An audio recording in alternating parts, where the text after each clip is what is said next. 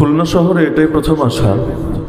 তো প্রথম সাক্ষাতে খুব বেশি ভারী কথা বলাটা মনে হয় মুনাসিব না, কারণ দেখা গেল এক কথাই এত বেশি কষ্ট পেয়ে ফেললেন, পরে আন্দোলনের ডাক দিলেন যে ওসামা সাহেবকে দ্বিতীয়বার আর খুলনায় ঢুকতে দেওয়া যাবে না। তো যাই হোক, তারপরও পরিবেশ দেখে দেখে কথা পাল্টানোর লোক তো আমরা না। ফ্যাসিবাদের আমলেই তো আলহামদুলিল্লাহ কথা বলার কারণে জেলেও যাওয়া লেগেছে, আর এখন তো ফ্যাসিবাদ মুক্ত হয়েছে বাংলাদেশ, এখন কথা বলতে আর কি বাধা? তো মুসলমানের মানসিকতা এটাই হবে, ওয়ালা ইয়াখাফুনা লাওমাতা লাইম আলা আন নাকুল আল হক হাইসুমা কুননা লা নাখাফু ফিল্লাহি লাওমাতা লাইম। কোরআন সাক্ষী, হাদিস সাক্ষী, মুসলমান হকের কথা বলবেই বলবে, হকের পথে চলবেই চলবে। আরে বাংলাদেশে হিন্দুত্ববাদী যদি হিন্দুত্ববাদের কথা বলতে পারে, সেকুলার যদি সেকুলারিজমের কথা বলতে পারে, নাস্তিকবাদী যদি নাস্তিকবাদের কথা বলতে পারে, বামরা যদি বাম আদর্শের কথা বলতে পারে, অথচ ওরা বাতিল, ওরা গোমরা, ওরা হকের উপর নাই, ওরা অন্ধকারের মধ্যে আছে, তারপরে যদি ওরা গোপন না করে সব বলতে পারে, আমরা বলতে পারবো না কোন দুঃখে? কাদিয়ানি তো ওদের কথা গোপন রাখে না, হিজবুত তাওহীদ তো ওদের কথা গোপন রাখে না, কোরআনিস্ট ফেরকা যারা কোরআন মানে হাদিস মানে না, ওরা তো ওদের কথা গোপন রাখে না। তাহলে আমরা আল্লাহর বান্দা হয়ে আল্লাহর জমিনে থেকে আল্লাহর হাতে হায়াত, আল্লাহর হাতে মউত, এই কথার বিশ্বাস রাখার পরও আমরা গোপন রাখবো কোন দুঃখে? সুতরাং এখন থেকে নিয়ত করেন, এটা যতদিন আল্লাহ বাঁচিয়ে রেখেছেন এই হায়াত বিক্রি করে দিলাম আল্লাহর কাছে, একটা বিধানও গোপন করব না, সবগুলো কথা বলবো এবং যতটুকু সম্ভব সর্বোচ্চ পরিমাণ দ্বীনের উপর চলবো। এতে যদি গালি দেয়, আরে দেখ না, এতে যদি ষড়যন্ত্র করে, করুক না। দুনিয়ার কারো গালির ভয়ে, হামলার ভয়ে, মামলার ভয়ে, জেলের ভয়ে, জুলুমের ভয়ে, গুমের ভয়ে, আয়নাঘরের ভয়ে, ক্রসফায়ারের ভয়ে, ফাঁসির ভয়ে আমরা আল্লাহর একটা বিধানও ছাড়তে পারবো না।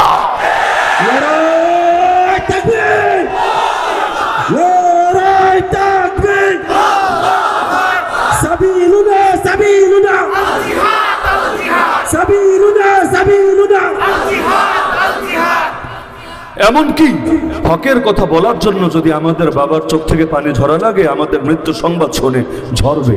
যদি আমাদের মায়ের কোল খালি হওয়ার প্রয়োজন হয়, খালি হবে। যদি আমাদের স্ত্রী বিধবা হওয়া লাগে, তাও বিধবা হবে। আমাদের সন্তানদের এতিম হওয়ার প্রয়োজন পড়ে, তাও এতিম হবে। কিন্তু আমরা যতদিন জীবিত আছি, আমাদের ভেতরে রক্ত প্রবাহিত হবে, আমাদের ধমনীর মধ্যে রক্ত প্রবাহিত থাকবে, ভেতরে প্রাণের ন্যূনতম স্পন্দন থাকবে। ইনশাআল্লাহ সুম্মা ইনশাআল্লাহ এই কল্লা কাটা যেতে পারে, কিন্তু এই কল্লা কোন বাতিলের সামনে, কোন তাগুতের সামনে, কোন কুফরি অপশক্তির সামনে কখনোই নত হতে পারে না। আমরা যদি না জাগি মা, কেমনে সকাল হবে? তোমার ছেলে জাগলে গোমা, রাত পোহাবে তবে। আসার ব্যাপার হলো, যেই জাতি একবার রক্ত দিতে শিখে গেছে, যেই জাতি একবার আন্দোলন সংগ্রাম শিখে গেছে, ওই জাতিকে রোখার সাধ্য পৃথিবীতে আর কার আছে? রক্তের পথ যখন চিনেই ফেলেছি, আরে এক জালেমকে দূর যখন করতেই পেরেছি, প্রয়োজনে আরো হাজার জালেম আসলে সব জালেমকেও দূর করতে পারবো। কিন্তু চূড়ান্ত বিজয় তো সেদিন আসবে যেদিন আল্লাহর জমিনে আল্লাহর দ্বীনের বিজয় হবে। চূড়ান্ত বিজয় তো সেদিন আসবে যেদিন ডক্টর আফিয়া সিদ্দিকারা মুক্ত হয়ে নিরাপদে পরিবারের কাছে ফিরে আসবে। চূড়ান্ত বিজয় তো সেদিন আসবে যেদিন মসজিদ আকসায় মুসলমান স্বাধীনভাবে গিয়ে ইবাদত করতে পারবে। চূড়ান্ত বিজয় তো সেদিন আসবে যেদিন বাবরি মসজিদের জায়গায় যে রাম মন্দির বানানো হয়েছে, ওটাকে সরিয়ে আবারও বাবরি মসজিদকে পুনরায় আবাদ করা হবে। চূড়ান্ত বিজয় তো সেদিন আসবে যেদিন কাশ্মীর সংকটের সমাধান হবে। চূড়ান্ত বিজয় তো সেদিন আসবে যেদিন রোহিঙ্গা ভাই বোনেরা নিরাপদে আরাকানের জমিনে ফিরে যেতে পারবে। চূড়ান্ত বিজয় তো সেদিন আসবে মালিয়ার, সোমালিয়ার কালো কালো মুসলমানদের উপর যে জুলুম হচ্ছে, এই জুলুমের অবসান ঘটবে। চূড়ান্ত বিজয় তো সেদিন আসবে ইয়ামান আর সিরিয়ার যে শিশুরা না খেয়ে কঙ্কালসার হয়ে মৃত্যুর কোলে ঢলে পড়ছে, আরে এই শিশুদের উপর থেকেও জুলুমের অবসান ঘটবে। চূড়ান্ত বিজয় তো সেদিন আসবে, আরে দুনিয়ার দেশে দেশে যেই সমস্ত ওলামায়ে কেরাম হকের কথা বলার কারণে কারাগারে পড়ে আছেন বছরের পর বছর জুড়ে, তাদের প্রত্যেককে মুক্ত করে তাদের দোয়া নেওয়া যাবে, তাদের মুখে হাসি ফোটানো যাবে। চূড়ান্ত বিজয় তো সেদিন আসবে যেদিন আবু সাঈদার মুগ্ধের রক্তের কদর করে, আরে তাদের রক্তের বদৌলতে এই বাংলার জমিনে ইসলামের সৌধুদার করানো যাবে। আরে চূড়ান্ত বিজয় তো সেদিন আসবে যেদিন আল্লাহকে, যেদিন আল্লাহর দ্বীনকে শুধু মসজিদে, মাদ্রাসায়, মাহফিল আর খানকায় সীমাবদ্ধ রাখা হবে না, বরং আল কোরআনের আলো ঘরে ঘরে জ্বালানো তো হবেই। আল কোরআনের আলো পার্লামেন্টেও জ্বালো, আল আল কোরআনের আলো কোর্ট কাচারিতেও জালো, আল কোরআনের আলো ব্যাংকেও জালো, আল কোরআনের আলো অর্থনীতিতেও জালো। এভাবে সব জায়গায় যখন আল কোরআনের আলো জ্বলে উঠবে, চূড়ান্ত বিজয় তো সেদিন আসবে। আর ইন্ডিয়ার মধ্যে এখনো অধিকাংশ মসজিদে বাইরের মাইক দিয়ে আজান দিতে পারে না। মুসলমান হাঁটতে গেলে বল জয় শ্রীরাম বল, বাধ্য করা হয় জয় শ্রীরাম বলতে। এক গরু রক্ষার নামে কত মুসলমানকে নির্মমভাবে পিটিয়ে হত্যা করা হয়েছে। 6 বছরের ছোট্ট মেয়ে আসিফা, তাকে পর্যন্ত গণধর্ষণ করে করে নির্মমভাবে মেরে ফেলেছে। এই সকল জুলুমের অবসান যতদিন না হবে, এই মাজলুমদের রক্তের বদলা যতদিন না হবে, ততদিন পর্যন্ত থেমে যাওয়ার সুযোগ নাই, দমে যাওয়ার সুযোগ নাই, বসে থাকার সুযোগ নাই। একটা মাত্র হায়াত, একটা মাত্র জান, এটা আল্লাহর পথে কোরবান করে এগিয়ে যেতে হবেই হবে, এগিয়ে যেতে হবেই হবে। আরে মরা লাগলে হাসি মুখে মৃত্যুর সুধাকে পান করব।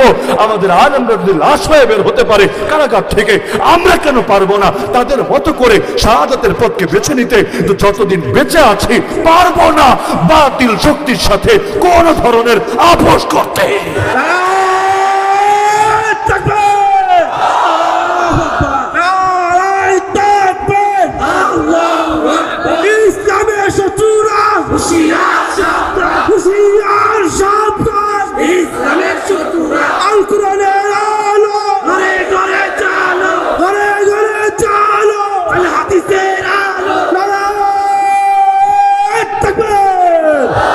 সুতরাং আল্লাহর ওয়াস্তে, আল্লাহর ওয়াস্তে, আল্লাহর ওয়াস্তে কেউ নিষ্ক্রিয় বসে থাকবেন না। মুসলমানের নিষ্ক্রিয় থাকার সুযোগ কোথায়? প্রতিটা মুহূর্ত নিয়ে আল্লাহ আপনাকে পাকড়াও করবে। জীবন দিয়েছেন যিনি, জীবনের প্রতিটা মুহূর্তের হিসাব নেবেন তিনি। সম্ভাবনা তো আল্লাহ দিয়েছেন। বাংলাদেশে এখন তারুণ্যের জয় জয়কার চলছে। সবচাইতে বেশি জনগোষ্ঠী এখন তরুণ, মানে মুরব্বীদের তুলনায় শিশুদের তুলনায় সংখ্যার বিবেচনায় বিবেচনা করলো 40% প্লাস বর্তমানে বাংলাদেশে তরুণ তরুণীর সংখ্যা। এই যে ব্যাপক একটা শক্তি, এই শক্তিটাকে অবহেলা করা কিছুতে উচিত হবে না। আরে মাদকের পেছনে ছোটা, এটা মুসলমান তরুণের পথ হতে পারে না। নারীর পেছনে ছুটে ছুটে ডিপ্রেশনে ভুগে ভুগে সুইসাইডের পথ বেছে নেওয়া, এটা মুসলমান তরুণের শান হতে পারে না। আরে মুসলমান পুরুষ সে একটা নারীর পেছনে ছুটে নিজেকে শেষ করবে, কিভাবে ভাবা যেতে পারে? আরে তারে আবার কি পুরুষ বলে যে কিনা একটা নারীর থেকে ছেঁকা খেয়ে আবার ডিপ্রেশনে ভোগে? আসল পুরুষ তো সে যে দুনিয়ার সব নারীদেরকে জালেমের হাত থেকে রক্ষা করতে পারে। আসল পুরুষ তো সে মা বোনের ইজ্জত হেফাজতের জন্য নিজের বুকের তাজা রক্ত ঢেলে দিতে জানে। আসল পুরুষ তো সে সারা দুনিয়ার সমস্ত মাজলুমদেরকে হেফাজত করার জন্য নিজের জানকে হাসি মুখে বিলীন করে। সুতরাং পুরুষ হলে আসল পুরুষের মতো হতে হবে। ওই রকম ফালতু টাইপের ব্যক্তিত্ব হওয়ার মধ্যে কোনো কল্যাণ নাই আমাদের জন্য। শয়তানের গোলামরাই যথেষ্ট শয়তানের ইবাদত করার জন্য। আমাদের লাগবে না শয়তানের ইবাদত করা। একটা মাত্র জীবন, কেউ ইনঅ্যাক্টিভ থাকবেন না, কেউ নিষ্ক্রিয় থাকবেন না। আল্লাহ যে জান দিয়েছেন, যে মাল দিয়েছেন, যাকে যা দিয়েছেন, এটা দ্বীনের পথে ব্যয় করেন। নিজেই নিজের হিসাব নেন যে আল্লাহ যখন জিজ্ঞাসা করবে, বান্দা তোকে জীবন দিয়েছিলাম, তোকে যৌবন দিয়েছিলাম, দুটো আলাদা প্রশ্ন হবে কিয়ামতের ময়দানে। তোকে জীবন দিয়েছি, কি করেছিস? তোকে যৌবন দিয়েছি, কি করেছিস? সবাই যাতে জবাব দিতে পারি, আল্লাহ খুব বেশি না পারলেও কিছু তো করেছি। আল্লাহ যতটুকু করেছি আমার ত্রুটির দিকে না তাকিয়ে তোমার রহমতের দিকে তাকিয়ে ততটুকু অন্তত কবুল করে নাও। রব্বানা তাকাব্বাল মিন্না ইন্নাকা আনতাস সামিউল আলিম ওয়া তুব আলাইনা ইন্নাকা আনতাত তাওয়াবুর রহিম। কিছুই যদি করতে না পারি কি জবাব দেব সেদিন? मेरी जिंदगी का मकसद तेरे दीन की सरफराजी, मैं इसीलिए मुसलमान, मैं इसीलिए नमाजी। আল্লাহ আমাদের সবাইকে তার দ্বীনের সৈনিক হিসাবে কবুল করে নিন। আল্লাহ তাআলা আমাদেরকে আমাদের মুরব্বীদের পথে চলার তৌফিক দান করুন, যারা হাসি মুখে নিজেদের জান দিয়েছেন। আবু হানিফা লাশ হয়ে কারাগার থেকে বের হয়েছেন, আপোষ করেন নাই। ইমাম আহমদ বুড়ো বয়সে মায়ের খেতে খেতে পিঠের গোস্ত কিমা কিমা হয়েছে, আপোষ করেন নাই। সৈয়দ আহমদ শহীদ বারাকোটার ময়দানে শহীদ হয়েছেন, আপোষ করেন নাই। শাইখুল হিন্দ বুড়া বয়সে নির্বাসিত জীবন যাপন করেছেন, আপোষ করেন নাই। আর আজকের মুরব্বীদেরকে দেখলে তো অবাক হই। এই যে আহমদ শফি সাহেবের খলিফা আল্লামা সাখাওয়াত সাহেব, তিনি যদি আজকে একটা খানকা খুলে বসে যান এবং এটার মধ্যে নিজেকে সীমাবদ্ধ রাখেন, তার কি দুনিয়ার কোনো কিছুর অভাব পড়বে?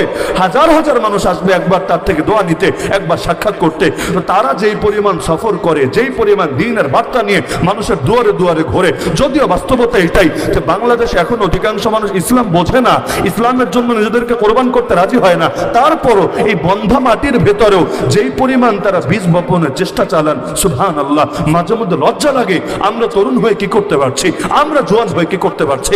কারাগারে যখন দেখতাম 60 বছর 65 বছরের মুরব্বী মানুষ ঠিক মতো হাঁটতে পারে না, দুজন ধরে ধরে উঠাতে হয়। এইরকম আলেমরা হকের জন্য জেলে, আর শেষ রাতে উঠে যখন হাত দুটো তুলে আল্লাহর কাছে কেঁদে বলতো আল্লাহ, এরকম এক একটা ডাক যখন শুনতাম ভেতরটা মোচড় দিয়ে উঠতো। আর আজও আমার দিল বলে, যত আন্দোলন যত সংগ্রাম হয়েছে, মূল বিজয় আসলে এগুলোর জন্য আসে নাই।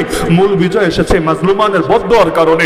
মাজলুমানের বদদোয়ায় রবের আরশ কেঁপে ওঠে। মাজলুমানের বদদোয়া আল্লাহ কখনো ফিরায় না।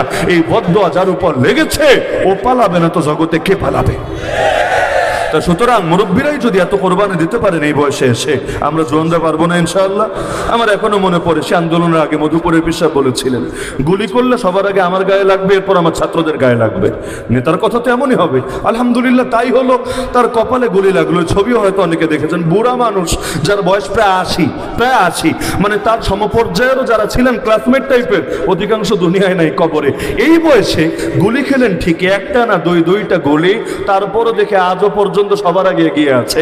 তার কাছে গেলে আমার লজ্জা লাগে যে আমরা কি করি আর উনি কি করেন। তো আলহামদুলিল্লাহ সুম্মা আলহামদুলিল্লাহ, কায়েদে মিল্লাত আল্লামা জুনায়েদ বাবনগরীকে দেখেছি হাঁটতে পারে না, এমন জুলুম করেছে মৃত্যু পর্যন্ত। নিয়মিত পায়ের মধ্যে পানি জমে থাকতো, পাতে ভর দেওয়ার শক্তি থাকতো না। এমনকি ওই যে বাটন ফোন একটা ছিল, অ্যান্ড্রয়েড তো বোঝেই না, বাটন ফোন একটা ছিল, মাঝে মাঝে এত দুর্বল হতো, হাতে নিয়ে মানে কল যে রিসিভ করবে, যে চাপটা যে দিবে, শক্তি পেত না, পাশ থেকে রিসিভ করে দেওয়া লাগতো। এই পরিমাণ কষ্টের ভেতরে ছিলেন। তো সকলে জানেন, সকলে আমরা সবাই যখন জেলে, ওই সময়ও কিন্তু আপোষ করেন না, আলহামদুলিল্লাহ মৃত্যু পর্যন্ত হিম্মত দেখিয়ে গিয়েছেন। যেগুলো তো কাছাকাছি সময়ের কথা, 1000 বছর আগের কথা শোনাচ্ছি না। 1000 বছরের আগে তো আছে, 1000 বছরের আগের ইতিহাস। সুতরাং মুরব্বীরা যদি এতটা পারেন, আমরা পারবো না ইনশাআল্লাহ? সেকুলারিজমের পেছনে ছুইটার না, গণতন্ত্রের নামে দিল্লি তন্ত্র আর ওয়াশিংটন তন্ত্র আর ভুয়া তন্ত্র আর ইসরায়েল তন্ত্র, এগুলোর পেছনে ঘুরা জীবনটারে বরবাদ কইরেন না। জনগণের সার্বভৌমত্ব কায়েমের জন্য যদি আপনার জীবন যায়, ডাইরেক্ট গিয়া জাহান্নামে পড়বেন। জাহান্নামে যেতে হিসাব নিকাশও লাগবে না। আল্লাহ সার্বভৌমত্ব প্রতিষ্ঠার জন্য যান কোরবান করেন, রক্তের প্রথম ফোঁটা মাটিতে গড়িয়ে পড়ার আগে আল্লাহ মাফ করে দিবেন। জাফর তাইয়ার দুটো হাত কোরবান করেছিলেন কেন? কালেমার পতাকাটারে উঁচু রাখার জন্য, আর কিছু না। নবী পতাকা দিয়েছেন, পতাকা পড়ে গেলে যুদ্ধ শেষ, সবাই বুঝবে হার মেনে নিয়েছে বা সন্ধি করেছে। ডান হাত দিয়ে ধরে রেখেছিলেন, একজন কোপ মেরেছে, কাফের এসে ডান হাত কেটে গেছে, বাম হাত দিয়ে ধরে ফেলেছেন খপ করে, আবার কোপ মেরেছে, এটাও কেটে গেছে। কিন্তু তিনি ভেবে পাচ্ছেন না, হাত গেছে যাও, কিন্তু আমি জিন্দা থাকতে নবীজির দেওয়া পতাকা মাটিতে পড়বে, এটা তো মেনে নেওয়া যায় না। এবার বাকি কাটা অংশ দিয়ে, এই বাহুটা দিয়ে কোন রকম জড়িয়ে ধরে রাখলেন, তবুও কাফেরের মন গলল না। চূড়ান্ত এক আঘাত আনলো, শহীদ হয়ে গড়িয়ে গেলেন। কিন্তু শেষ মুহূর্ত, যতক্ষণ নিজে দাঁড়ানো, শেষ মুহূর্ত পর্যন্ত কালেমার পতাকাটাকেও সমুন্নত রাখলেন, দাঁড় করিয়ে রাখলেন। আল্লাহ নবীজি তার কথা শুনিয়ে কেঁদে ফেললেন। নবী বললেন, আরে আমি নিজে দেখেছি, এই যে জাফর আল্লাহর জন্য দুটো হাত কোরবান করেছে, বিনিময়ে আমার আল্লাহ জান্নাতের মধ্যে জাফরকে দুটো ডানা দিয়ে দিয়েছে। সেই জাফরকে আমি দেখেছি জান্নাতে ডানা মেলে মেলে উড়ে বেড়াচ্ছে। এজন্যই তার নাম বলা হয় জাফর তাইয়ার। আরে আল্লাহর কি কুদরত! হানজালা রাদিয়াল্লাহু আনহু ফজরের নামাজে গেলেন, নবীজির মদিনার মসজিদে নামাজ পড়ে ঘরে ফিরে আসছেন, স্ত্রী একরকম জোরাজোরি করছেন। এক পর্যায়ে তিনি অনন্যপয় হয়ে স্ত্রীর সাথে মেলামেশা করলেন, গোসল ফরজ। এমন সময় ডাক আসলো নবীজির থেকে, জিহাদের ডাক। সঙ্গে সঙ্গে রণাঙ্গনে নেমে গেলেন। সেই যে নেমে গেলেন, আর ফিরতে পারলেন না, ফরজ গোসলেরও টাইম পেলেন না, এর আগে শহীদ হয়ে গেলেন। তার স্ত্রী সংবাদ পাঠালো 4 জনের মাধ্যমে নবীজির কাছে, ইয়া রাসূলুল্লাহ, এমনকি শহীদ হওয়ার আগেই সংবাদ চলে গেছে নবীর কাছে, ইয়া রাসূলুল্লাহ, হানজালার একটু গোসলের ব্যবস্থা করে দিয়েন। সে আমার সাথে মেলামেশা করেছিল, তার গোসল ফরজ হয়ে আছে। শহীদকে যদিও গোসল দেওয়া হয় না, তার ওই রক্তমাখা কাফনের সাথেই তাকে রেখে দেওয়া হয় কবরের ভেতর, কিন্তু হানজালা শহীদ হওয়ার পরও তাকে একটু গোসলের ব্যবস্থা করেন। যুদ্ধ শেষ, পুরো ঘটনা সবাই জানেন। হানজালাকে ফেরেশতারা নিয়ে গোসল দিয়ে এনেছিল, কিন্তু সবার কৌতূহল, তার স্ত্রী আগেই খবর কিভাবে পাঠালো? স্ত্রী কেমনে জানলো সে শহীদ হবে? শহীদ হওয়ার আগে তো জানার কথা না, তাহলে কেমনে জানলো? এবং যার জন্য সাহাবীদেরকে উদ্যোগ নিতে হয়েছিল তার গোসল দেওয়ার জন্য, পরবর্তীতে তো ফেরেশতারা গোসল দিয়ে ফেলেছে। স্ত্রীকে গিয়ে জিজ্ঞাসা করলো, সে বলল, রাতে যখন ঘুমিয়েছিলাম স্বপ্ন দেখলাম আমার চোখের সামনে জান্নাতের দরজা খুলে গেছে। আমার স্বামী হানজালা সেই দরজার ভেতর দিয়ে প্রবেশ করেছে, প্রবেশ করা মাত্র আসমানের দরজা আবার লেগে গেছে।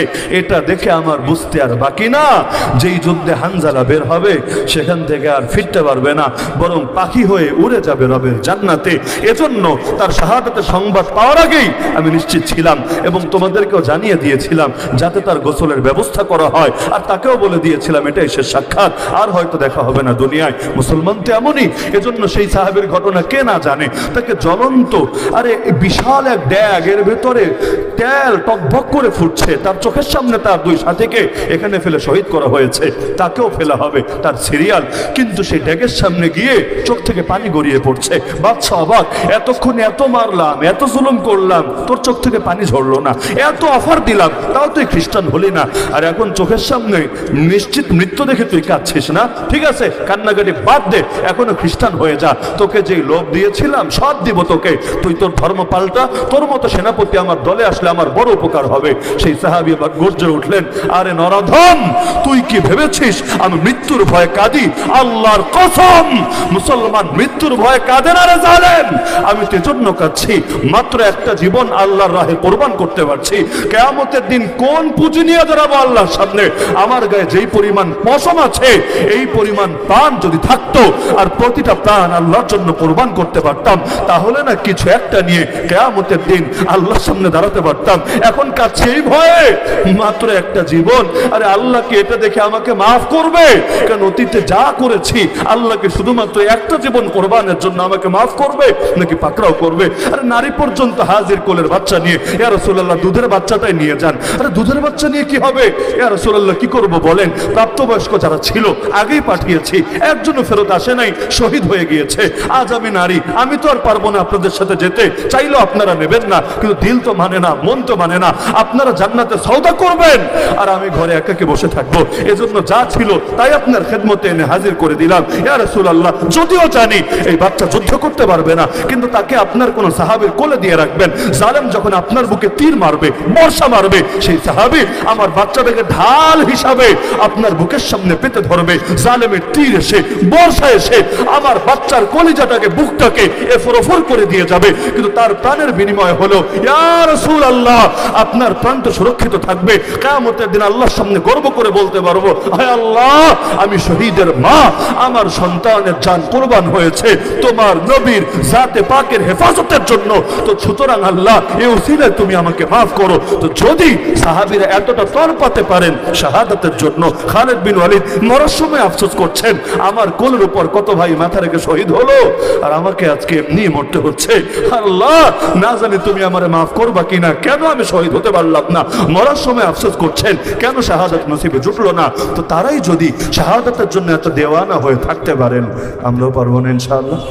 লম্বা চওড়া আলাপ করবো না, অল্প সময়ের মধ্যেই মৌলিক কয়েকটা বার্তা দিয়ে আমার আলোচনার ইতি টানবো ইনশাআল্লাহ।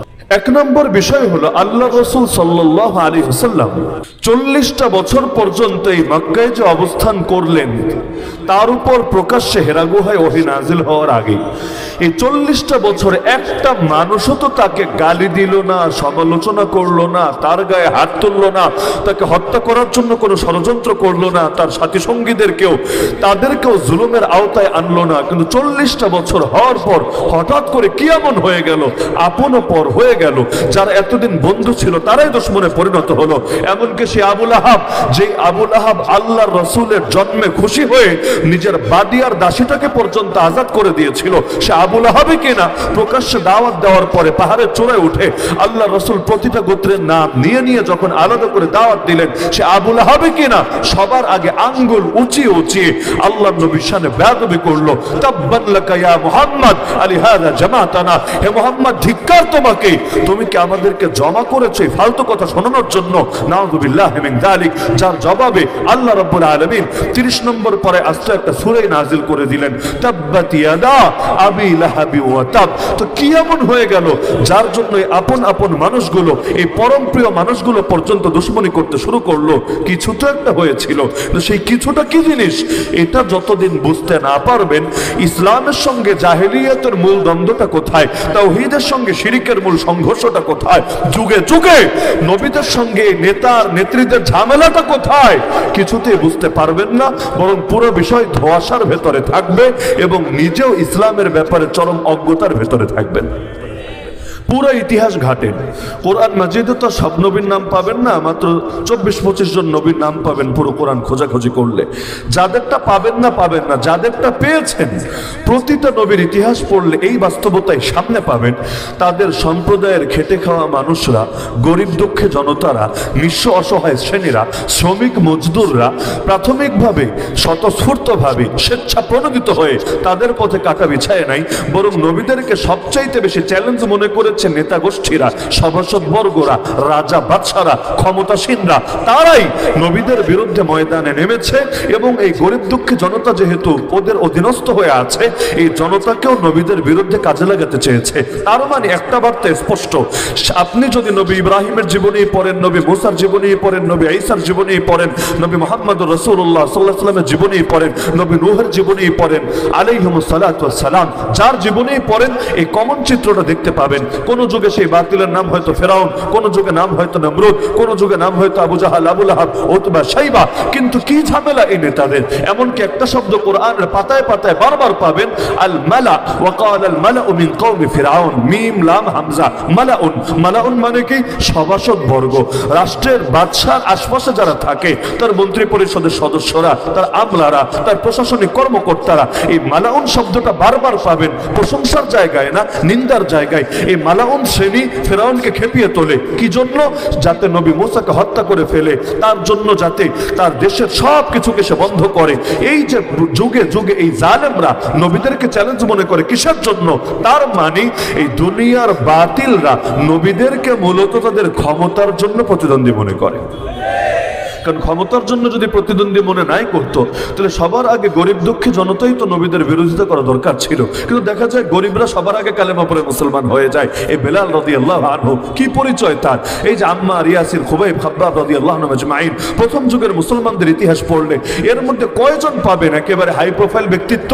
আর কিছু কিছু অবশ্যই ছিলেন। আবু বকর রাদিয়াল্লাহু আনহু আছেন, ওসমান রাদিয়াল্লাহু আনহু আছেন, ওমর রাদিয়াল্লাহু আনহু আছেন। কিন্তু বড় একটা অংশই তো এমন যারা আসলে সমাজের খুব নিম্ন শ্রেণী, বাহ্যিক মানুষের চোখে। এমনকি নবী নূহ আলাইহিস সালামের জীবনী পড়লে দেখবেন তার সম্প্রদায় এসে আপত্তি করেছে এখানে যে তোমার উপর কিভাবে ঈমান আনবো। দেখো, ওয়াত্তাবাআকাল আরযালুন, তোমার অনুসারী হয়ে আছে সমাজের বিক্লাসরা, সমাজের নিম্ন শ্রেণীরা। তা আমরা রাজা বাদশা হয়ে, আমরা এলিট হয়ে, আমরা সুশীল হয়ে, প্রগতিশীল হয়ে কিভাবে তোমাদের দলে ভিড়তে পারি, যখন তোমাদের দলে এই রকম গরিব দুঃখে জনতারা থাকে? তাহলে কি এমন কারণ আছে যেই কারণের জন্য তারা চ্যালেঞ্জ মনে করে নবীদেরকে? ওই কারণের নামই হলো লা ইলাহা ইল্লাল্লাহ। দলিল, আল্লাহ রাসূল সাল্লাল্লাহু আলাইহি ওয়াসাল্লাম যখন দাওয়াত দিতে শুরু করলেন, একদিন আবু জাহাল এই গং এসে ধরল আবু তালেবকে, তোমার ভাতিজাকে থামাও। আল্লাহ রাসূলকে ডাকালেন, আবু তালেব দেখো তো তোমার এলাকার ময়মুরব্বীরা তোমার উপর ক্ষিপ্ত, তারা তোমাকে থেমে যেতে বলছে, কি করলে তুমি থামবা? আল্লাহ রাসূল বললেন, চাচা তাদেরকে বলে দেন, তারা যদি একটা মাত্র বাক্য মেনে নেয়, তাদের সাথে আমার আর কোনো দ্বন্দ্ব থাকবে না, আমাকে নিয়ে তাদের আর কোনো টেনশন করা লাগবে না। জাস্ট একটা বাক্য তারা মেনে নেক, আর কোন ধরনের কোন সমস্যা এলাকার ভেতরে থাকবে না।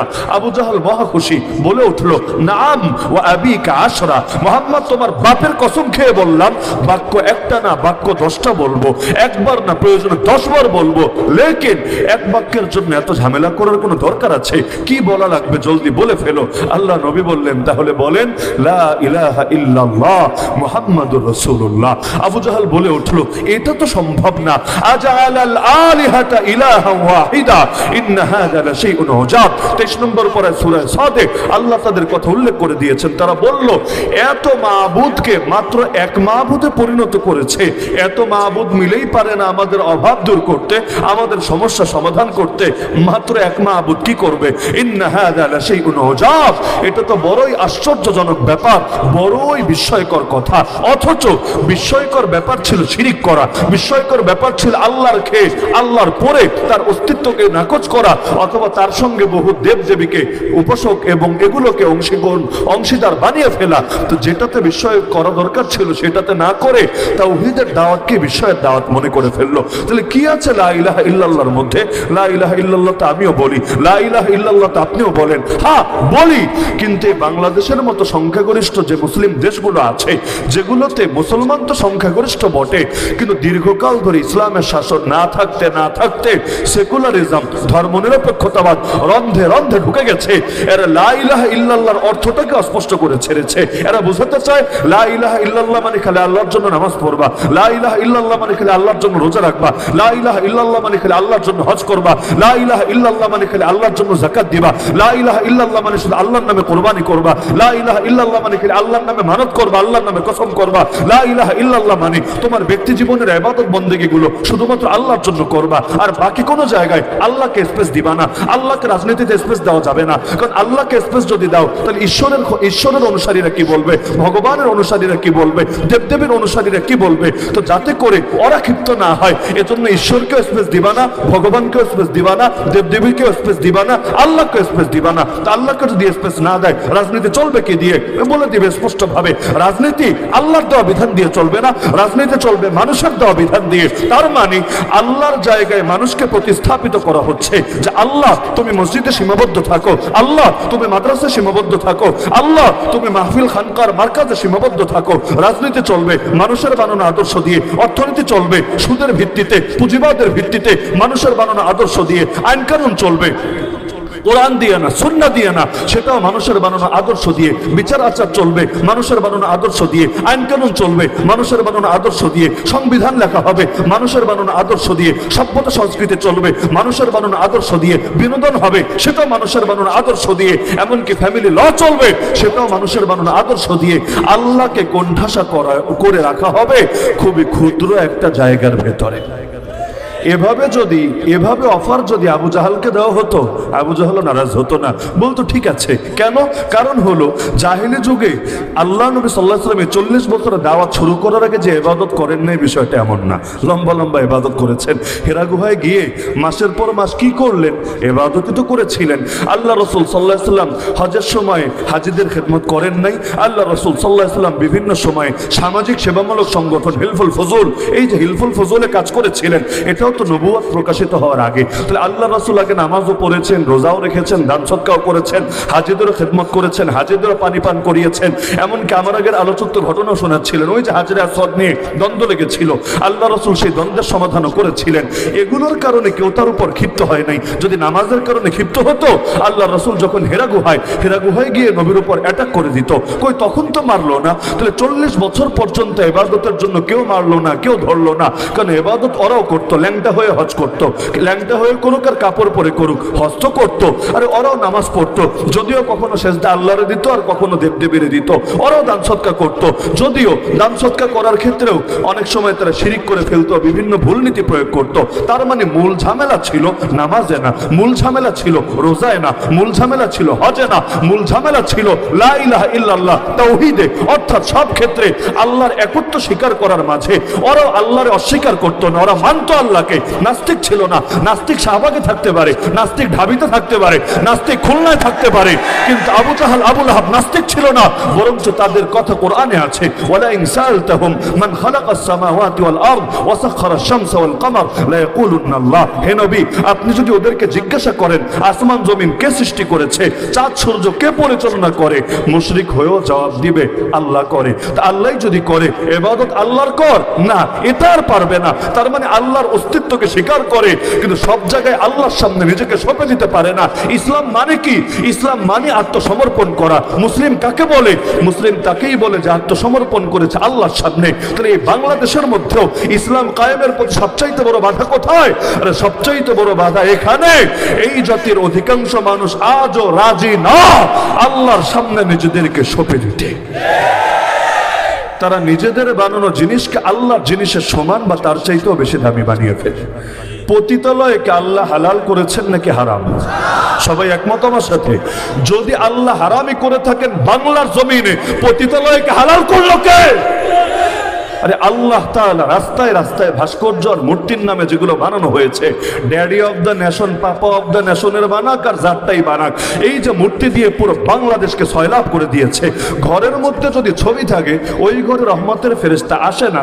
সেখানে অলিতে গলিতে হাটে ঘাটে মাঠে যদি এভাবে মূর্তির বন্যা বয়ে দেওয়া হয়, পূজার মূর্তি না, বরং তো যেই মূর্তিগুলোর কারণে কেউ পূজা তো করবেই না, উল্টো এগুলোর কারণে শুধু রহমতের ফেরেশতা আসবে না। তা আল্লাহ রাব্বুল আলামিন তো এগুলোকে হালাল করেন নাই, বাংলাদেশ এগুলো হালাল করলো কে? আল্লাহ তো সুদকে হালাল করেন নাই, সুদকে তার বিরুদ্ধে যুদ্ধ বলে ঘোষণা দিয়েছেন। সুদের 70 পাপের সর্বনিম্ন পাপ নবী জানিয়েছেন নিজের আপন মায়ের সাথে জিনা করার সমান। তাহলে আজকে পুরো বাংলাদেশের অর্থনীতির মেরুদণ্ড সুদ হলো কিভাবে?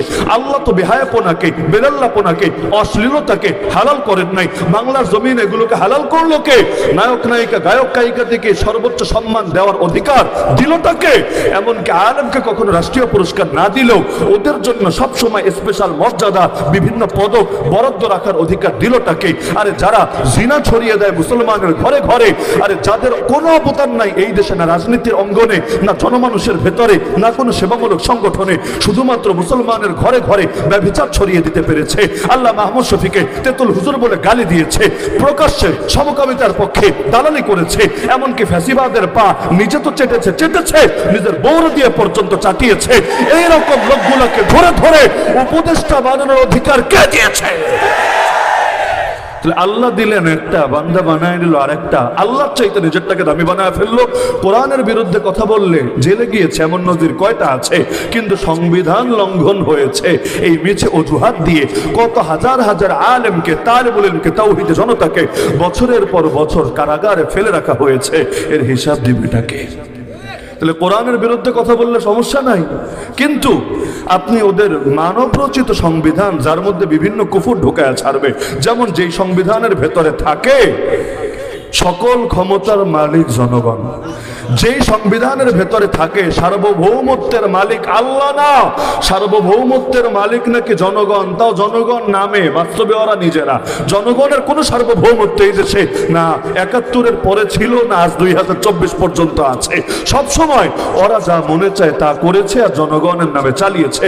বাস্তবে জনগণের মতো নেয় নাই। যে সংবিধান আজও চেপে আছে মাথার উপরে, ৭২-এর সংবিধান লেখার পর কবে জনগণের মত নিয়েছে, ম্যান্ডেট নিয়েছে? কিচ্ছুই নেয় নাই, চালিয়েছে জনগণের নামে, বাটপারি করেছে নিজেরা। কিন্তু যেই সংবিধানের ভেতর থাকে সকল ক্ষমতার মালিক জনগণ, ওই সংবিধান মুসলমানের সংবিধান হয় কিভাবে? যে সংবিধান থেকে বিসমিল্লাহির রহমানির রহিম মাইনাস করা হয়, আল্লাহর উপর পূর্ণ আস্থা বিশ্বাসকে মাইনাস করা হয়, যে সংবিধানে ইসলাম আর কুফরকে সমমর্যাদার বলে উল্লেখ করা হয়, যে সংবিধানের মধ্যে বিভিন্ন কুফরি ধারাগুলোকে অন্তর্ভুক্ত করা হয়, ওই সংবিধান মুসলমানের সংবিধান, মুসলিম সংখ্যাগরিষ্ঠ রাষ্ট্রের সংবিধান হয় কিভাবে? তাহলে দেখা যাচ্ছে লা ইলাহা ইল্লাল্লাহর প্রশ্নেই মূল সমস্যা। মূল ঝামেলা ইবাদতে না, মূল ঝামেলা আকীদায়, ঈমান নিয়ে। কেন? কারণ মক্কার বুকে কয়টা আমল ফরজ হয়েছিল ইতিহাস পড়ে দেখেন। রমজানের রোজা ফরজ হয়েছে মদিনায়, হজ ফরজ হয়েছে মদিনায়, যাকাত ফরজ হয়েছে মদিনায়, জিহাদ ফরজ হয়েছে মদিনায়, কোরবানির বিধান এসেছে মদিনায়, পর্দার বিধান এসেছে মদিনায়, মদ নিষিদ্ধ হয়েছে মদিনায়। আর মক্কায় কি হয়েছে? শুধু মেরাজের সময় আল্লাহ তাআলা 5 ওয়াক্ত ফরজ নামাজের বিধান দিয়েছেন, এটাও মোটামুটি মক্কা শেষ দিকে। তাহলে আল্লাহ নবীকে এই যে মক্কায় দাওয়াত শুরু করার পর থেকেই এত মারলো, এত গালি দিল, এত জুলুম করলো, আল্লাহর কসম করে বলি, আরে আমার গাল তো নবীর গালের চাইতে বেশি দামি না? নবীর গালে তো চড় মারা হয়েছিল। আরে আমার গলা তো নবীর গলার চাইতে বেশি দামি না?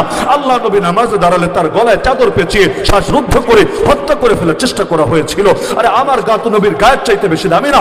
নবীর গায়ে পাথর ছুটতে ছুটতে তার দেহটাকে রক্তাক্ত করে ফেলা হয়েছিল। আরে আমার পেট তো নবীর পেটের চাইতে বেশি দামি না? তাকে ক্ষুধার জ্বালায় পেটে পাথর বাঁধতে হয়েছিল, মাসের পর মাস শুধু পানি আর খেজুর খেয়ে কাটিয়ে দিতে হয়েছিল। আরে আমার সময় তো নবীর সময়ের চাইতে বেশি দামি না? আল্লাহ নবীকে 3 বছরের বেশি সময় অবরুদ্ধ, যেটা কারারুদ্ধের চাইতেও কঠিন অবস্থা, সেভাবে অবরুদ্ধ করে রাখা হয়েছিল। আরে আমার বাপ চাচার দাম আল্লাহ নবীর বাপ চাচার চাইতে তো বেশি না? আল্লাহ নবীর আপন চাচার বুক চিরে কলিজাটা পর্যন্ত বের করে চিবিয়ে খেয়েছিল। কি অপরাধ ছিল নবীর? কি করেছেন তিনি? আরে তার চাইতে উত্তম কোনোদিন কেউ ছিল না, কোনোদিন কেউ হবে না। আল্লাহর পর সবচাইতে দামি তিনি, আল্লাহর পর সবচাইতে সম্মানী তিনি, আল্লাহর পর সবচাইতে মর্যাদাবান তিনি। এমনকি তিনি আরশের চাইতেও দামি, কুরসির চাইতেও দামি, লৌহ কলমের চাইতেও দামি, তামাম মাখলুকাতের চাইতে দামি। এই যে আল্লাহর রাসূল এত দামি, এত সম্মানী, তাহলে তাকে সম্মান দিল না কেন? তাকে নিকৃষ্ট নিকৃষ্ট গালি দিল, কখনো বলল পাগল, কখনো জাদুঘর, কখনো কবি, কখনো গণক, কখনো জ্যোতিষী। এমনকি এক পর্যায়ে মক্কা ছাড়তে বাধ্য করলো। মক্কা ছাড়ার পরও কই শান্তি দিল? 9.5 বছরে 27টা যুদ্ধ করতে হলো, আর 47টা ময়দানে বাহিনী পাঠাতে হলো। কি করেছিলেন তিনি? তিনি শুধু একটা অপরাধী করেছিলেন ওদের নজরে।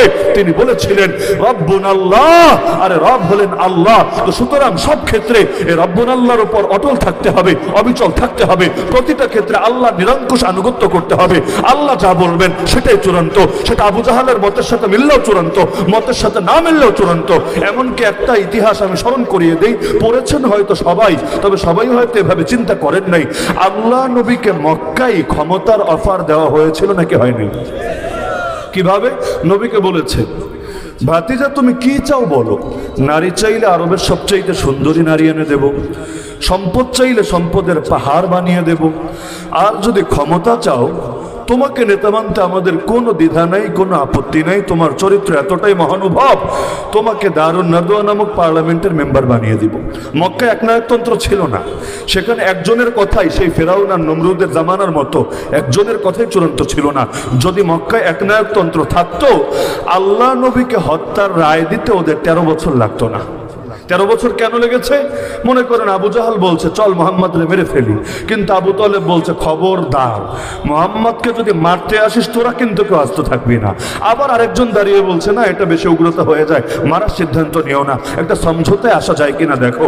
যেমন নবীকে এই সমঝোতার অফার দেওয়া হয়েছিল, ভাতিজা চলে এক কাজ করি, আধা আধি করি, আমরা সাম্প্রদায়িক সম্প্রীতির মক্কা গড়ে তুলি, আমরা অসাম্প্রদায়িক মক্কা গড়ে তুলি। কিভাবে? তুমি 1 বছর আমাদের দেবদেবীর পূজা করো, আমরা 1 বছর তোমার আল্লাহর ইবাদত করি, আবার তুমি 1 বছর পূজা দিবা, আবার আমরা 1 বছর আল্লাহর ইবাদত করব। নবী বললেন ইম্পসিবল, তাহলে 1 মাস 1 মাস। নবী বললেন হবেই না। আচ্ছা 1 সপ্তাহ 1 সপ্তাহ, প্রশ্নই আসে না। 3 দিন 3 দিন, এটাও মানি না। অবশেষে বলেছিল 1 দিন 1 দিন। ওই সময় আল্লাহ আস্ত সূরা নাজিল করে দিলেন, যে সূরা আমার ধারণা খুলনার প্রায় সবার মুখস্থ আছে, কুল ইয়া আইয়ুহাল কাফিরুন। হে নবী বলে দেন, এই কাফেররা শোন, লা আ'বুদু মা তা'বুদুন, তোরা যা কিছুর পূজা করিস আমি মুহাম্মদ জিন্দেগিতে এগুলোর পূজা করব না। বলতে বলতে এই সূরা শেষে গিয়ে বলা হয়েছে সেই আয়াত, যেই আয়াত পলাতক নেত্রী নিয়মিত বলতো সংসদে দাঁড়িয়ে। তারপরে পছন্দের আয়াত, বড় মজার আয়াত। আল্লাহ জানালেন লাকুম দীনুকুম ওয়ালিয়া দীন, তোমাদের জন্য তোমাদের ধর্ম, আমার জন্য আমার ধর্ম। মানে কি? মানে বুঝতে চাইলে সূরার প্রেক্ষাপট দেখলেই চলে। আরে মানে ইন্ডিয়া থেকে আবিষ্কার করা লাগবে না, মানে এটা দিল্লির থেকে শিক্ষা হাসিল করে বলা লাগবে না, সূরার প্রেক্ষাপট দেখলেই বোঝা যায়। নবীকে অফার দেওয়া হয়েছিল ঈমান আর কুফরকে মিলিয়ে ফেলো, তাওহীদ আর শিরককে মিশ্রিত করে জগা খিচুড়ি রান্না করার চেষ্টা করো। কিন্তু আল্লাহ জানিয়ে দিলেন, নবী বলে দেন, আরে তোরা থাক তোদের ধর্ম নিয়ে, আমাকে থাকতে দে আমার ধর্ম নিয়ে। আমি মায়ের খেতে পারি, মাজলুম হতে পারি, অসহায় দিন কাটাতে পারি, কিন্তু তাই বলে আমার ধর্মকে তোদের কুফর আর শিরকের সাথে আর জাহেলিয়াতের সাথে মিশ্রিত করে বিকৃত করতে পারি না, ধর্মকে বরবাদ করতে পারি না, ধর্মকে জগা খিচুড়িতে পরিণত করতে পারি না। আরে তোরা তোদেরটা নিয়ে থাক, আমার উপর তোদেরটা চাপাতে আসিস না। তাহলে যেই আয়াত ছিল ঈমান রক্ষার আয়াত, ওই আয়াতকে বানিয়ে দেওয়া হয়েছে ধর্ম নিরপেক্ষতাবাদের আয়াত। কোরআন দিয়ে সেকুলারিজমের দলিল, কোরআন দিয়ে শিরকের দলিল, কোরআন দিয়ে কুফরের দলিল। এটা যদি কোরআনের সামনে অবমাননা না হয়, অবমাননা কাকে বলে? তাহলে এই যে আল্লাহ নবীকে মক্কায় ক্ষমতার অফার দেওয়া হয়েছিল, নিলেন না কেন? একটা জটিল প্রশ্ন। নবীর দুয়ারে এসে ক্ষমতার অফার দেওয়া হচ্ছে, মুহাম্মদ তুমি চাইলে নেতা মেনে নেব, রাজি হলেন না কেন? আপনি হলে তো হতেন, আমি হলে হয়তো হতাম, নবী হলেন না কেন? এটা যদি বুঝে ফেলেন, এই যে তাওহীদ আর শিরকের সংঘর্ষের গুরুত্বপূর্ণ যে পয়েন্টটা আমি ফোকাসে আনতে চাচ্ছি, আরো বেশি ক্লিয়ার হতে পারবেন ইনশাআল্লাহ। নবী হন নাই এজন্য, হ্যাঁ এই ব্যাখ্যা দিয়ে লাভ নাই যে আল্লাহ নবী তিনি ক্ষমতা চান নাই, তিনি পাওয়ার চান নাই। অবশ্যই পাওয়ার চেয়েছেন। পাওয়ার যদি না চান, মদিনায় গিয়ে পাওয়ার কেন গ্রহণ করেছেন? তখন কেন আমিরুল মুমিনিন তিনি হয়েছেন? পাওয়ার অবশ্যই লাগবে। ইসলামের পক্ষে পাওয়ার ব্যয় হবে না তো কুফরের পক্ষে পাওয়ার ব্যয় হবে নাকি? হকপন্থীদের পাওয়ার থাকবে না তো কি বাতিলপন্থীদের পাওয়ার থাকবে নাকি? আরে যারা কোরআন সুন্নাহ চেতনা ধারণ করে ওদের যদি পাওয়ার না থাকে তাহলে তো দিল্লিবাদীরা ওদের পাওয়ার দিয়ে এদের নাম নিশানাও মুছে ফেলার চেষ্টা করবে। পাওয়ার তো লাগবেই। সিংহের পাওয়ার না থাকলে শিয়ালি রাজায় পরিণত হবে, আর সিংহের যদি পাওয়ার থাকে হুঙ্কার দেওয়া মাত্র শিয়াল মামারা ল্যাজ গুটিয়ে পালাতে বাধ্য হবে। পাওয়ার লাগে। এজন্য আমাদের ইমামরা লিখে গিয়েছেন আস-সাইফু ইউইনু আলা ফাহমিল হক, তরবারি হক বুঝতে সাহায্য করে। কারো কাছে একটু জটিল মনে হতে পারে, যাদের কাছে জটিল মনে হবে 28 নম্বর পারার সর্বশেষ পৃষ্ঠা সূরা হাদিদের আয়াতটা দেখে নিতে পারেন। ওয়া আনজালনাল হাদিদ ফীহি বাসুম শাদীদ ওয়া মানাফিউ লিন-নাস ওয়া লিয়ালামাল্লাহ মান ইয়ানসুরুহু ওয়া রাসূলুহু বিল গায়ব। আল্লাহ বলেন আর আমি নাজিল করেছি লোহা। লোহা লোহা কিন্তু নাজিল হয় না, লোহা তো মাটির নিচ থেকে আসে, নাকি আসমান থেকে নাজিল হয়? লোহা যদি নাজিল হতো মাথা আর কারো আস্ত থাকতো না। বৃষ্টি নাজিল হয়, বৃষ্টির সাথে সাথে ওই শিলা মানে এক শ্রেণীর পাথর এগুলো নাজিল হয়, লোহা নাজিল হয় না। লোহা নাজিল হলে উপায় ছিল আমাদের, কিন্তু আল্লাহ ওই শব্দই ব্যবহার করছেন আর আমি লোহাকে নাজিল করেছি। মূলত এটা উপর থেকে পড়ে নাই, উপর থেকে নিচে নামানোকে নাজিল করা বলে। তো আল্লাহ এই শব্দ কেন ব্যবহার করেছেন? এই শব্দ ব্যবহার করেছেন তিনি যে কোরআন নাজিল করেছেন ওই কোরআনের সাথে এর একটা বাহ্যিক রূপক সাদৃশ্য দেখানোর জন্য। কারণ এর আগে আল্লাহ বলে দিয়েছেন যে তিনি কোরআন নাজিল করেছেন যাতে করে মানুষ ন্যায় প্রতিষ্ঠা করতে পারে। তারপরে তিনি বলে দিচ্ছেন আর লোহাও নাজিল করেছেন, যে লোহার মধ্যে প্রচন্ড রণশক্তি আছে আর মানুষের জন্য বহু উপকার আছে, যাতে করে আল্লাহ জেনে নিতে পারেন কে তাকে এবং তার রাসূলকে সাহায্য করে অদৃশ্যভাবে। আপনি বলতে পারেন হুজুর লোহার মধ্যে কি উপকার? আরে লোহার মধ্যে উপকার আছে বলেই তো লেজ গুটিয়ে পালিয়েছে। লোহায় যদি উপকার না থাকতো পালাতো কি দিয়ে? আপনি বলতে পারেন হুজুর পালিয়েছো তো আমরা রাজপথে নামার কারণে। কে বলেছে? যতই রাজপথে নামেন না কেন লোহাওয়ালারা, আমি নাম বলতে চাই না, লোহাওয়ালারা সবাই যদি নব্য লক্ষণ সেনের পক্ষে থাকতো তাহলে যতই আপনারা রাজপথে নামেন না কেন লাভ হতো না, উল্টা আপনাদের বুকগুলোকে গুলি করে ঝাঁঝরা করে দিত। দুনিয়াকে গুলির আকাল পড়েছে নাকি? গুলি প্রয়োজনে কিনে আনা হতো। যদি লোহাওয়ালারা পক্ষে থাকতো আন্দোলন ব্যর্থ হওয়ার সমূহ আশঙ্কা ছিল, কিন্তু লোহা যখন নিউট্রাল পজিশনে চলে আসলো যে আর বেশি দালালি করতে পারবো না, আর বেশি চাটাচাটি করতে পারবো না, কারণ বেশি চাটাচাটি করলে জাতির সঙ্গে প্রতারণা হবে, পরবর্তীতে জাতি চাটনেওয়ালা জিব্বারেও টাইনা ছেড়ে দিতে পারে, এজন্য আর পারবো না চাটতে, তখন কিন্তু ঠিকই বাধ্য হয়েছে পালাতে। তা লোহার দরকার নাই, লোহার দরকার নাই। লোহা মানেই খারাপ না রে ভাই। কেন? ডাক্তারের হাতেও ছুরি থাকে, ডাকাতের হাতেও ছুরি থাকে, থাকে না? আমি কিন্তু একটু সফট করে বলছি, আমি নর্মালি এত সফট করে বলি না, কিন্তু আগে বলেছি না যে খুলনা আসলাম যেহেতু প্রথমবার, একটু সফট করেই বলি। প্রথম সাক্ষাতে বেশি কষ্ট দিতে নাই, না হলে আবার বদদোয়া টদদোয়া দিবেন আশঙ্কা আছে। ডাক্তারের হাতেও ছুরি থাকে, ডাকাতের হাতেও ছুরি থাকে। দেখতে উভয়টা একরকম হতে পারে, কিন্তু আসলে কি দুই ছুরি এক? ডাকাত ছুরি দিয়ে কোপানো লাগবে না, জাস্ট যদি দেখায় আপনাকে রাস্তায় এই যে মাহফিল থেকে ফিরবেন 12টার সময় এক চিপা গল্লিতে যদি বের করে খালি দেখায়, দেওয়া লাগবে না মায়ের, সারা জীবন যতবার মনে পড়বে দিল থেকে বদদোয়া বের হয়ে আসবে। আর ডাক্তার খালি দেখানো লাগবে না, ছুরি দিয়ে যদি কেটেও ফেলে, যেমন অনেক নারীর পেট কেটে বাচ্চা বের করে আনে, অনেকের অঙ্গে পচন ধরে, কেটে এটাকে আলাদা করে ফেলে শরীর থেকে, এতে কিন্তু কেউ বদদোয়া তো দেয়ই না, উল্টা আসার সময় ইয়া মোটা এক বান্ডিল দিয়ে আসে, বান্ডিল তো দেয়, আবার একটা থ্যাংক ইউ দিয়ে আসে, স্যার আপনার থ্যাংক ইউ, আপনি খুব ভালো কাটাকাটি করতে পারেন, কাটাকাটিতে ভীষণ এক্সপার্ট, আগামীতেও যদি আমার ফ্যামিলির কারো কাটাকাটি লাগে নিয়ে আসবো আপনার কাছে, সুন্দর মতো কাইটা দিয়েন। তো এই যে দেখা গেল তাকে হাদিয়াও দিল, তারে থ্যাংক ইউও দিল, পরবর্তীতে আবার যাবে এই আশ্বাসও দিল। কেন? আগেরটাও তো ছুরি, পরেরটাও তো ছুরি, ছুরিতে ছুরিতে পার্থক্য কি? আপনি বলবেন দেখতে যদিও দুটি ছুরি, কিন্তু এক ছুরি হলো গজবের ছুরি আর এক ছুরি হলো রহমতের ছুরি। ইসরায়েলের হানাদারের হাতে অস্ত্র, আর হামাসের মহান মুজাহিদিন ইয়াহিয়া সিনওয়ার আর খালেদ মিশালের এই যে সৈনিকরা যারা আছে তাদের হাতে অস্ত্র। দেখতে দুটোই অস্ত্র মনে হতে পারে, কিন্তু দুই অস্ত্র এক অস্ত্র না। ইসরায়েলিদের হাতের অস্ত্র, জায়নিস্টদের হাতের অস্ত্র, জঙ্গিবাদের অস্ত্র, টেরোরিজমের অস্ত্র, সন্ত্রাসের অস্ত্র, গজবের অস্ত্র। আর এই ফিলিস্তিনের মহান মর্দ মুজাহিদদের হাতের অস্ত্র রহমতের অস্ত্র, জিহাদের অস্ত্র, দ্বীন কায়েমের অস্ত্র। আবু জাহালের হাতেও তরবারি, মুহাম্মদুর রাসূলুল্লাহ সাল্লাল্লাহু আলাইহি ওয়াসাল্লামের হাতেও তরবারি। দেখতে দুটোই তরবারি, তো দুই তরবারি এক না। তরবারিতে পার্থক্য আছে, কাঁটা দিয়ে কাঁটা তোলা লাগে, এটাই সিস্টেম। সে তরবারি দিয়ে আসবে আপনার কল্লা ফেলে দিতে। আপনি কি বসে বসে তাসবিহ টিপলেই খালি হবে নাকি? বরং এক হাতে তাসবিহ রাখলে আর এক হাতে ওর তরবারির আঘাতকে প্রতিহত করার জন্য আরেক তরবারিও তো রাখা লাগবে। সাইফুম মিন সুয়ুফিল্লাহ। খালিদ বিন ওয়ালিদকে তো নবী নামই দিলেন আল্লাহর তরবারি, আল্লাহর তরবারি। তো তরবারি যদি খারাপই হয় তার নামই আল্লাহর তরবারি দেয় কিভাবে? এই যে তরবারি নিয়ে আসলে আঘাত করতে আল্লাহ নবী সাল্লাল্লাহু আলাইহি ওয়াসাল্লাম আঘাতকে প্রতিরোধ করলেন এবং উদ্ধত শিরকে জমিনের সাথে মিশিয়ে দিলেন। ফলাফল আল্লাহর জমিনে ইসলামের পথে যারা কাটা বিছাতো এদের অন্তরগুলো, এদের মনোবলগুলো ভেঙে গেল এবং আল্লাহর জমিনে ধীরে ধীরে আল্লাহর দ্বীন ছড়িয়ে গেল।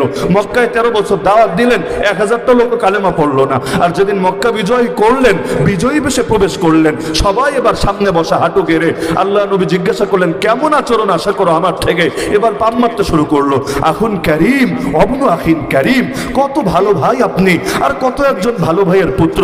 মানে আপনার মতো ভালো, আপনার মতো মহানুভব, আপনার মতো মর্যাদাবান, আপনার মতো কিউট ব্রাদার হয় নাকি আমাদের? আরে আপনি আমাদের উপর বেশি উগ্রতা দেখায়েন না, একটু দয়া করেন, একটু মায়া করেন। আপনিও ভালো, আপনার আব্বাও ভালো। এত ভালো এতকাল ছিল কোথায়? এতকাল মায়েদের সময় মনে থাকে নাই, জুলুমের সময় মনে থাকে নাই? আরে বৃদ্ধা নারী সাহাবী সুমাইয়াকে যখন শহীদ করেছে আবু জাহাল নিজের হাতে লজ্জাস্থানে, তার লজ্জাস্থানে বর্ষা দিয়ে এমন জোরে আঘাত করেছে, জায়গায় তরপাতে সুমাইয়া রাদিয়াল্লাহু আনহা ইন্তেকাল করেছেন, শাহাদাত বরণ করেছেন। তখন মনে পড়ে নাই আল্লাহ নবী ভালো, আল্লাহ নবীর পিতা ভালো না, তখন মনে পড়ে নাই। কিন্তু এখন জানে উল্টা পাল্টা যদি কিছু বলে মক্কার অলি গলি ওদের রক্তের বন্যা প্রবাহিত হবে। এবার পাম মারতে শুরু করলো। নবী বললেন, ঠিক আছে যাও, আমি তোমাদেরকে সে কথাই বলবো যে কথা নবী ইউসুফ তার ভাইদেরকে বলেছিল। কি কথা? লা তাসরিবা আলাইকুমুল ইয়াউম আনতুমুত তুলাকা, তোমাদের উপর কোনো অভিযোগ নাই, তোমরা সবাই মুক্ত, সবাই স্বাধীন। এই ক্ষমতা কিন্তু 8 বছর আগেও করতে পারতেন। মক্কা থেকে যখন বের হয়ে যাচ্ছেন ওই সময় ক্ষমার ঘোষণা দিয়ে যেতে পারতেন। তখন দিলে কাজ হতো না, তখন বলতে আরে পারে না, দুর্বল, অসহায়, ও আবার ক্ষমা করে। তখন ক্ষমাকে উদারতা হিসাবে দেখতো না, মহানুভবতা হিসাবে দেখতো না, ক্ষমাকে দেখতো দুর্বলতা হিসাবে। যেমন আমরা আগে যখন ক্ষমার কথা বলেছি এগুলো ওদের কাছে দামি মনে হয় নাই, এখন যদি ক্ষমার কথা বলি এটাকে দামি মনে হবে। পার্থক্য কোথায়? পার্থক্য বিজয়ী অবস্থা আর পরাজিত অবস্থার মাঝে। যখন মানুষ বিজয়ী হয় তখন ক্ষমা করলে দাওয়াতের ব্যাপক উপকার হয়, আর যখন পরাজিত অবস্থায় থাকে, ওয়াজকুরু ইয আনতুম কালিলুম মুস্তাদাফুনা ফিল আরদ, যখন সংখ্যায় অল্প থাকে, পৃথিবীতে দুর্বল থাকে, ওই সময় ক্ষমা করলে লোকে উল্টা টিটকারি মারে। এই যে নবীজি ক্ষমা করলেন, ফলাফল এমন ঘর বাকি থাকলো না যেই ঘরে লোকে কালেমা পড়ে মুসলমান হলো না। তাহলে 13 বছরের দাওয়াতের ফল দেখেন। আর এবার তরবারির দাওয়াত যখন আসলো, যদি মারেন নাই, রক্তপাত করেন নাই, নবী গোটা 27টা যুদ্ধে কয়জনকে মেরেছেন হিসাব বের করেন। আরে এক বিশ্বযুদ্ধে যেই পরিমাণ মানুষের খুন ঝরেছে, রক্ত ঝরেছে, গোটা ইসলামের ইতিহাস যদি পড়েন এর 10 ভাগের 1 ভাগ রক্ত ঝরেছে। সব মিলে মুসলমান কাফের সবার রক্ত মিলে এই প্রমাণ জিন্দেগিতে দেখতে পারবেন না। আল্লাহ নবী এই গোটা 9.5 বছর এতগুলো যুদ্ধ নিজে করে সাহাবীদেরকে করিয়ে যেই পরিমাণ মানুষের রক্ত ঝরেছে জমিনে, এর চাইতে কয়েক গুণ বেশি মানুষের রক্ত ঝরেছে বিগত 16 বছরে। কিন্তু ওইটার দিকে নজর ঠিকই যায়, এইটার দিকে নজর যায় না। কেন? এটার উপরে সুন্দর সুন্দর লেভেল আছে। কখনো লেভেল হলো উন্নয়ন উন্নয়ন উন্নয়ন, কখনো লেভেল হলো মানবাধিকার মানবাধিকার মানবাধিকার, কখনো লেভেল হলো ওয়ার এগেইনস্ট টেরর। আরে টেররের বিরুদ্ধে, সন্ত্রাসের বিরুদ্ধে যুদ্ধ এক লেভেল যদি লাগিয়ে দেওয়া হয়, ইরাকের লক্ষাধিক শিশুর রক্ত হালাল হয়ে যায়। আরে 70 বছরের বেশি সময় ধরে ফিলিস্তিনি ভাই বোনদেরকে জুলুম করা যায়। সন্ত্রাসের বিরুদ্ধে যুদ্ধ এক লেভেল লাগিয়ে দিলে ডক্টর আফিয়া সিদ্দিকাকে এই বুড়ো বয়সে এসেও আমেরিকার কারাগারে নির্মমভাবে বন্দী করে রাখা হয়। আর যার কিডনিগুলো ইতিমধ্যে ড্যামেজ হয়ে গিয়েছে, মুখের দাঁতগুলো পর্যন্ত খসে খসে পড়ে গিয়েছে, এই বুড়ি মানুষটার পর্যন্ত রহম করতে পারছে না, করণ করতে পারছে না। নারীদের এত দয়া এত মায়া ওদের কাছে, মালালা ইউসুফজাইকে নিয়ে নোবেল দিতে পারে, কিন্তু এই বুড়ি বয়সে এই মরার কাছাকাছি পৌঁছে গেছে, এই বয়সেও ডক্টর আফিয়া সিদ্দিকাকে পারে না কারাগার থেকে মুক্ত করতে। অথচ আল্লাহর বান্দা কি করেছে? শুধুমাত্র তার নামে জঙ্গিবাদের মিছে একটা অজুহাত তুলে দিয়েছে। ফলাফল ওদের জন্য সব বৈধ হয়ে গিয়েছে। এই যে গোটা দুনিয়া মুসলমানের রক্তে রঞ্জিত করেছে, যেই পরিমাণ রক্ত এক আমেরিকার হাতে লেগে আছে, যেই পরিমাণ রক্ত এক আমেরিকার হাতে লেগে আছে, আরে অতীত ইতিহাসে সবচাইতে কুখ্যাত লোকেরাও এত পরিমাণ মানুষকে মারে নাই। হাজ্জাজ বিন ইউসুফকে বলা হয় উম্মতের সবচাইতে বড় জালেম। কি করেছে? কয়জনকে মেরেছে? এক হাজ্জাজ বিন ইউসুফ যেই পরিমাণ মানুষকে মেরেছে, এর চাইতে অন্তত 20 গুণ বেশি মানুষের রক্তে আমেরিকার হাত রঞ্জিত হয়ে আছে। এরপরে আর মানবাধিকারের ধ্বজাধারী, এরপরে আর শান্তিকামী। তো বলছিলাম, আল্লাহ নবী তিনি কি ক্ষমতার বিরোধী ছিলেন? না, বরঞ্চ তিনি ক্ষমতার পক্ষে ছিলেন। কেন? কারণ পাওয়ার যদি না থাকে, প্রতিটা ক্ষেত্রে ইসলামকে বিজয়ী করবেন কিভাবে? যত মাহফিল করেন, যত দাওয়াত দেন, যত মাদ্রাসা করেন, যত তাবলীগ করেন, যত খানকা খোলেন, আরে পার্লামেন্টের মধ্যে ইসলামের বাতিকে কিভাবে জ্বালাবেন? কোর্ট কাচারি থেকে ব্রিটিশ আইন, মানব রচিত আইন, বিভিন্ন কুফরি শিরকি আইন দূর করে আল্লাহর জমিন, আল্লাহর বিধান কিভাবে কায়েম করবেন? এই যে গোটা জাতির রন্ধে রন্ধে সুদ ছড়িয়ে গেছে, আর সুদ মানে আল্লাহর বিরুদ্ধে যুদ্ধ। আল্লাহর বিরুদ্ধে যুদ্ধ মানে অর্থনৈতিকভাবে দুর্ভিক্ষ আসবে আসবে, বেবরকতি আসবে আসবে। জাতিকে কিভাবে বাঁচাবেন? সুদ মানে বৈষম্য বাড়বে, সুদ মানে জুলুম হবে, সুদ মানে আরে 95% মানুষ গরিব থেকে আরো গরিব হবে, বাকি 5% মানুষ ওরা কোটিপতি থেকে আরো কোটিপতি, আরো কোটিপতি, আরো কোটিপতি হতেই থাকবে। কেউ টাকা রাখার জায়গা খুঁজে পাবে না, আর কেউ নুন আনতে গেলে পান্তা ফুরাবে। তো কিভাবে দূর করবেন? তা আল্লাহ নবীজি তিনি মক্কায় কেন ক্ষমতা নিলেন না? এজন্যই নিলেন না, মক্কায় যদি ক্ষমতা নিতেন, যেহেতু সেখানে তার কথাই চূড়ান্ত হতো না, বরং একসাথে বৈঠকে বসতো।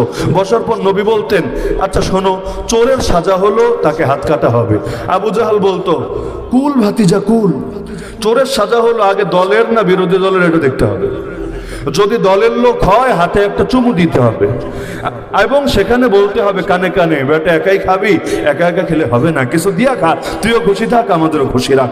আর যদি বিরোধী দলের হয়, হাত কবজি থেকে না, প্রয়োজনে একেবারে কনুই থেকে অথবা বাহু থেকে কেটে দেওয়া হবে। আবুল আহাব বলতো, থাক এগুলো বেশি বাড়াবাড়ি হয়, তাহলে 6 মাসের জেল দিয়ে দাও, সব সমাধান হয়ে যাবে। এভাবে এক একজন এক এক মত দিত।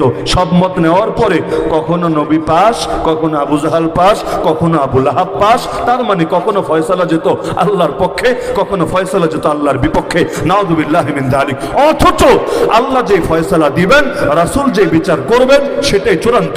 এই ব্যাপারে কারো টু শব্দ করার অধিকারও নাই। কোরআন বলে দিচ্ছে, ফালা ওয়া রাব্বিকা লা ইউমিনুন হাত্তা ইউহাক্কিমুকা ফীমা শাজারা বাইনাহুম।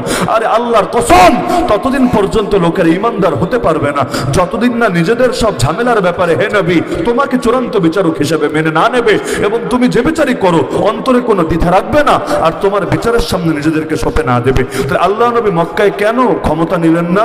কারণ ক্ষমতা নিলে তাওহীদের সাথে নিতে পারতেন না, শিরিকের সাথে নিতে হতো।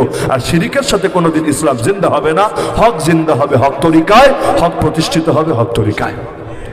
তাহলে এবার বুঝেন, আল্লাহ নবী এই যে মক্কায় 13টা বছর দাওয়াত দিলেন, যদিও বেশ কষ্ট হলো, যদিও বেশ রক্ত ধরলো, যদি 1000টা লোক কালেমা পড়ে মুসলমান হলো না, কিন্তু আলহামদুলিল্লাহ সুম্মা আলহামদুলিল্লাহ সুম্মা আলহামদুলিল্লাহ, এই 13 বছরের মেহনতের বরকতে বীজ লাগালেন মক্কায়, ফসল উঠলো মদিনায়। 13 বছর মায়ের খেলেন, 13 বছর জুলুম সইলেন, কিন্তু 13 বছর এই সফলতা চলে আসলো, জাগতিক সফলতা। আর মুসলমানের জন্য ব্যর্থতা বলতে তো কিছু নাই। মুসলমান মায়ের খেলেও সফল, মুসলমান জান দিলেও সফল। শাহাদাত হে মাতলুব মাকসুদ মুমিন, না মালে গনিমত না কিশওয়ার কুশাই। কিন্তু কি এমন হলো, মক্কায় বীজ লাগালেন, মদিনায় ফসল উঠলো। তাহলে মদিনার বুকে ইসলাম কায়েম হলো। এটা যদি বুঝতে পারি, আমরা যে বাংলাদেশে এত এত এত বছর ধরে মেহনত করি, তারপর ইসলাম কায়েম হয় না, কেন হয় না, এটা বুঝতে পারবো ইনশাআল্লাহ। এবং যদি আমরা আল্লাহ রাসূল সাল্লাল্লাহু আলাইহি ওয়াসাল্লামের আদর্শটা নিতে পারি, ইনশাআল্লাহ বাংলার জমিনও ইসলাম বিজয়ী হবেই হবে ইনশাআল্লাহ। তবে আমার মনে হচ্ছে, ওই যে শুরুতে প্রথম সাক্ষাতের কথা বলছিলাম না, যে এলাকাগুলোতে নিয়মিত যাতায়াত হয়, সেখানকার মানুষের চিন্তাধারা, তারা কিভাবে ভাবে, কিভাবে চিন্তা করে, এগুলো মোটামুটি জানাশোনা হয়ে যায়, কথা বলা সহজ। আর যেখানে যাতায়াত হয় না, সেখানে এই যে পরিবেশগুলো দেখেন, যেখানে যাতায়াত হয় না সেখানে আসলে একটা আইডিয়া করাটা কঠিন। বিভিন্ন মেজাজের লোক থাকে, বিভিন্ন সেন্টিমেন্টের লোক থাকে, এমনকি কেউ এমনও থাকতে পারে জীবনে বয়ান শোনেই নাই, নাম শুনেছে একজন হুজুর আসবে তাই এসে বসেছে, জানেই না যে হুজুর কি বাপ মায়ের গল্প করবে না আসমানের উপরের না মাটির নিচে, জানেই না। তাদের কারো কারো কাছে হয়তো বিরক্তি লাগাও স্বাভাবিক। তারা খুশি হতো যদি একটা সুর দিয়ে কেচ্ছা শোনানো হতো, তারা খুশি হতো যদি আখিরাতের 2-1টা গল্প শোনায়া দেওয়া হতো, আরো বেশি খুশি হতো যদি 10টা জাল হাদিস আর 20টা ইমোশনের আলাপ শোনায়া দেওয়া হতো। আর কোনো কথাই ছিল না। এজন্য আমার কাছে মনে হচ্ছে আসলে যেই বিষয়ে আমি কথা বলতে চাচ্ছিলাম, এই বিষয়ে কথা বাড়ানোটা আজকে আর মুনাসিব না। এজন্য আলোচনা আমি আর দীর্ঘ করবো না, শুধু একটা বার্তা দিব, শুধু শিরোনাম এটা শোনায়া গেলাম যে আল্লাহ নবী 13 বছরের দাওয়াত, মাত্র 13 বছর, স্বাধীন বাংলার বয়সে 53 বছর। 53 বছরে আমাদের ফলাফল এখনো নবীর ফলাফলের ধারে কাছেও না, 1000 ভাগের 1 ভাগও না। অথচ আল্লাহ নবী মাত্র 13 বছর মেহনত করলেন, যার মধ্যে 3 বছর জেল খাটা আছে, যার মধ্যে দীর্ঘ একটা সময় গোপন দাওয়াত আছে। এরপরও আল্লাহ তাআলা ইসলামকে বিজয়ী করে দিলেন। তো নবীর মডেলের সাথে আমাদের মডেলের পার্থক্যটা কোথায় আছে, কোথায় কোথায় শূন্যতা আছে, এটা বোঝাও দরকার, রোগগুলো চিহ্নিত করে চিকিৎসাও করা দরকার। তবে ইনশাআল্লাহ আল্লাহ নবীকে আল্লাহ যেভাবে বিজয় দিয়েছেন আমাদেরকেও বিজয় দেবেন ইনশাআল্লাহ। তবে আজকের জন্য এই আলোচনাটা করা আমার কাছে আর মুনাসিব মনে হচ্ছে না, এজন্য মাফও চাই, দোয়াও চাই। তবে শেষ কথা আমি যেটা বলে যেতে চাচ্ছি সেটা হলো, দুনিয়ার বাতিলরা কখনোই হকের কথা বললে, হকের পথে চললে আপনাদেরকে ভালো বলবে না। এটা মাথায় গেঁথে রাখেন। যতদিন আল্লাহর দিন জিন্দা না হবে, যতই সুশীল সাজতে চান, যতই প্রগতিশীল সাজতে চান, যতই ভালো মানুষ এলিট সাজতে চান, এই বাতিল কোনোদিন আপনার উপর খুশি হবে না। যদি হতো, আল্লাহ নবীর চাইতে উত্তম আখলাকের অধিকারী কেউ ছিল না। আজও পর্যন্ত আল্লাহ নবীকে গালি দেওয়া হয়, আজও পর্যন্ত আল্লাহ নবীর কার্টুন আঁকা হয়, আজও পর্যন্ত আল্লাহ নবীর সামনে ব্যঙ্গ বিদ্রুপ করা হয়। এই যে ফ্রান্সে নবীর কার্টুন আঁকা হয়েছিল শার্লে আব্দো পত্রিকায়, আজও পর্যন্ত ফ্রান্স সরকার ক্ষমা চেয়েছে, পারলে কোনো প্রমাণের দেখান। এই যে বিজেপি নেতা আল্লাহ নবীর সামনে বেয়াদবি করলো, প্রথমে গালি দিল, পরবর্তীতে এটার বিরুদ্ধে সরকার অ্যাকশন তো নিলই না, যার কারণে পরবর্তীতে ওদের এক পুরোহিত নবীর মূর্তি বানালো, মূর্তি, এবং প্রকাশ্যে লাইভ করে হুমকি দিল, হে মুসলমানরা দেখ তোদের নবীর মূর্তিকে কিভাবে পোড়াই, কিভাবে ভস্ম করি। এই যে বেয়াদবিগুলো হচ্ছে, কি কারণে? আল্লাহ নবীর চাইতে উত্তম আখলাক তো আর অর্জন করতে পারবেন না, আল্লাহ নবীর চাইতে ভালো শিক্ষা তো আর জাতিকে দিতে পারবেন না। সুতরাং মাথার মধ্যে এটা গেঁথে নেন, দুনিয়ার লোকে ভালো বললেও কিচ্ছু আসে যায় না, মন্দ বললেও কিচ্ছু আসে যায় না। আমার নবী তায়েফের ময়দানে যখন রক্তাক্ত, তখন আল্লাহকে বলছেন, ফেরেশতা যখন সহ্য করতে পারছে না, এসে অনুমতি চাচ্ছে, ইয়া রাসূলুল্লাহ খালি অনুমতি দেন, দুই পাশের পাহাড় চাপা দিয়ে সবগুলোর ভর্তা করে মেরে ফেলি। নবী বলেছিলেন, আল্লাহুম্মা ইন লাম ইয়াকুন বিকা গাদাবুন আলাইয়া ফালা উবালি গায়রা আন আফিয়াতাকা হি আওসাউলি। হে আল্লাহ, আমার উপর যদি আপনার রাগ না থাকে, আমার কোনো কিছুতে কোনো পরোয়া নাই, কে মারলো, কে ধরলো, কে বুলি দিল, কে গালি দিল, কে ফুল দিল, কে পাথর ছুড়লো, কোনো কিছুতে কোনো পরোয়া নাই। আমার তো শুধু ভয় এটাই, না জানি আপনি নারাজ হয়ে যান। হ্যাঁ আল্লাহ, আপনি যদি নিরাপত্তা দেন সেটাই আমার জন্য স্বাচ্ছন্দ্যদায়ক, কিন্তু আপনি যদি রাজি থাকেন, গোটা দুনিয়ার বিরুদ্ধে যেতে আমার কোনো আপত্তি নাই।